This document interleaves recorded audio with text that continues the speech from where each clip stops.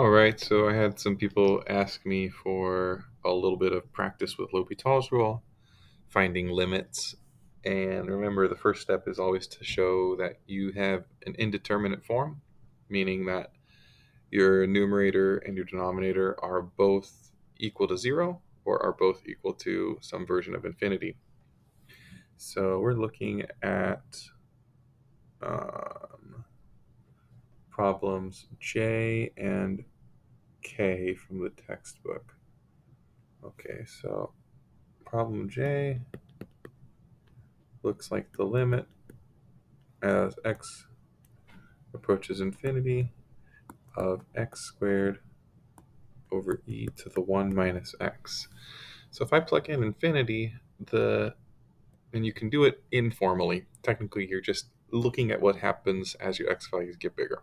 So as the x values get bigger, my numerator gets bigger without bound. The denominator, I double checked that there wasn't a typo, because if it was a positive x, then it would grow without bound, but it's a negative x. And so that actually approaches zero right here. This is not an indeterminate form. I don't want to write out those words. I can't use L'Hopital's rule here because it's not infinity divided by infinity. It's infinity divided by zero. So what do you do in this situation? Well, one thing you can do is take your original fraction and multiply the top and the bottom by e to the x. So if you multiply it by e to the x over e to the x, you've just multiplied by the number 1. So we have x squared e to the x over e to the 1, because the minus x and the times e to the x cancel each other out. These are all positive numbers, and the numerator and numerator is increasing and the denominator is staying the same. So this actually just becomes positive infinity. Some people would say that the limit diverges because it doesn't. It just continues to grow. X squared gets bigger and bigger and bigger. E to the x goes bigger and bigger and bigger. So the purpose of this problem is that you cannot use L'Hopital's rule, because even though you've got infinity and zero in your fraction, you don't have the same type of thing on the top and bottom. They're different, so you can't use L'Hopital's rule. You can use just algebra to see that this is actually growing infinitely fast. If you look at a graph of x squared over e to the 1 minus x, then you would see that it just swoops up into the right.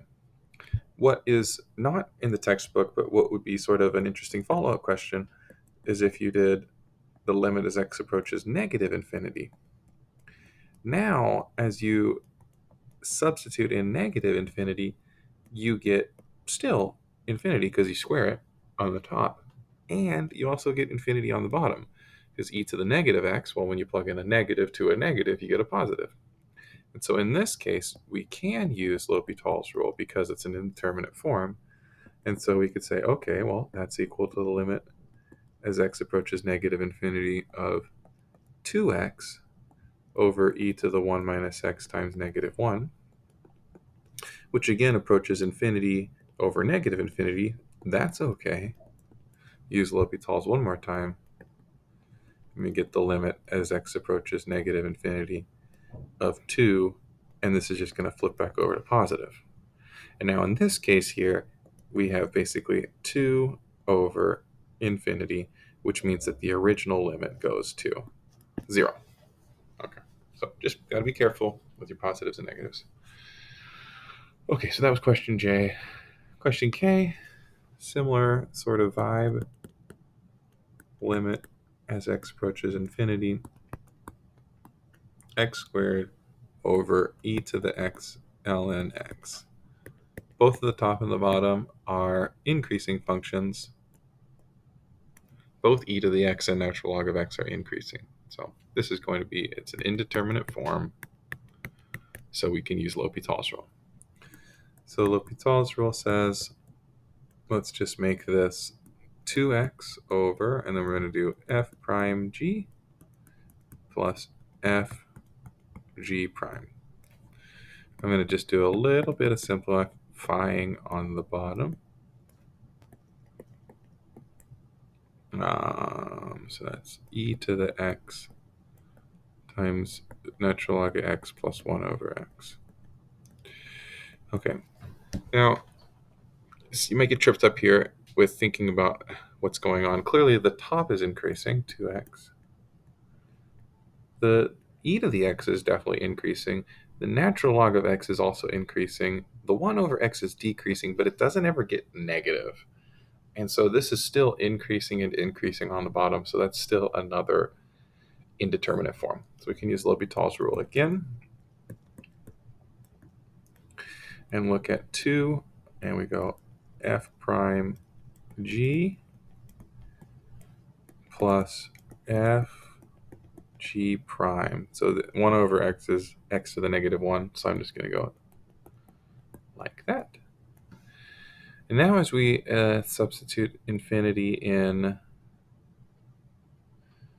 well, it looks like the e to the x is going to just dominate everything on the bottom. It's going to keep growing without bound, and so we end up with 0. So we have 2 divided by an increasing function.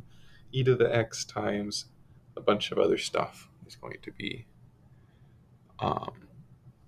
it's going to, because e to the x will grow faster than the other terms, the bottom will also grow towards infinity. So there you go, a couple examples of L'Hopital's. Please let me know what else I can do to help.